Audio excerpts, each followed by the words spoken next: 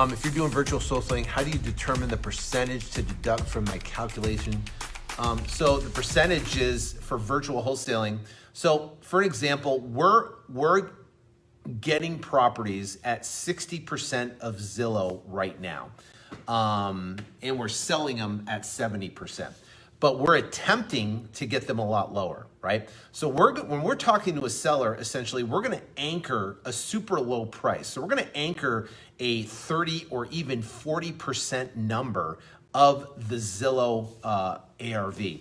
So the Zestimate. So if his Zestimate's 100,000 and we're talking to him and say, hey, listen, you know what, based on COVID and what's going on in the market and the comps that's happening, you know, I'm seeing numbers in the range of, you know, $35,000 to $55,000 in that area. You know, if we were in that area, you know, do you think we could potentially get something done? I have to go look at the comps and do some more research. That's called anchoring. You're anchoring a super low number.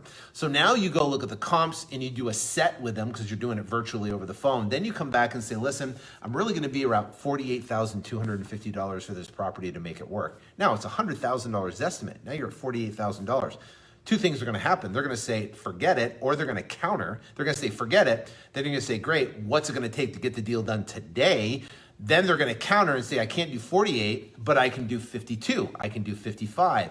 Or I want $80,000. And obviously the gap is too big and the conversation stops. So initially when you're talking to a seller, if you build rapport, you figure out the situation, you understand their problems, you create a low anchor, right? $35,000 to $45,000 to $50,000 in that area on a $100,000 ARV. And they don't freak out, they don't budge, and they go, oh my God, there's absolutely no way I'd sell it that low. Then you proceed with the conversation, and that all can be done within anywhere from 5 to 7 minutes. 5 to 7 minutes on the phone, you can get a really good grasp where they are, what's their situation, about the property, where the property is, anchor low. Well, first off, you're obviously going to try to get their number out of them first. And if you can, great. And then if not, you're going to anchor low. And then when you anchor low, then you can come back and then negotiate on that number. If you get the property under contract for 40% of the Zillow number, you're taking into account repairs unless it's completely trashed, right?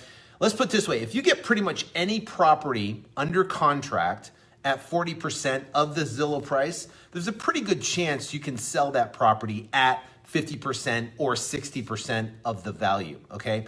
Now, what's the caveat? The caveat is if it's completely, absolutely trashed, that's why you ask for 15 to 30 pictures from the seller. Now, if it's completely trashed, then you're gonna have issues. But if you get a property at 40% and you put it out for say 55% of the Zillow price, you're gonna get offers back from sellers. Now, I'll give you an example. That property in Lorain, Ohio, that property, it's pretty rough. We got the property under contract for $17,000, right? So we got the property under contract for $17,000, and we put it out for $30,000. Offers we're getting back on that property right now because of the condition is, I told you, $22,000 to $25,000. So we're gonna have to go back and renegotiate with the seller, and that's part of the jockeying, I guess you could say. So right now we have a $25,000 offer. So we're gonna go back, now we're in the money, right? We're in it for 17. So we're gonna go back and try to renegotiate with the seller and renegotiate them down like say $15,000 or so, and so we can get that deal done.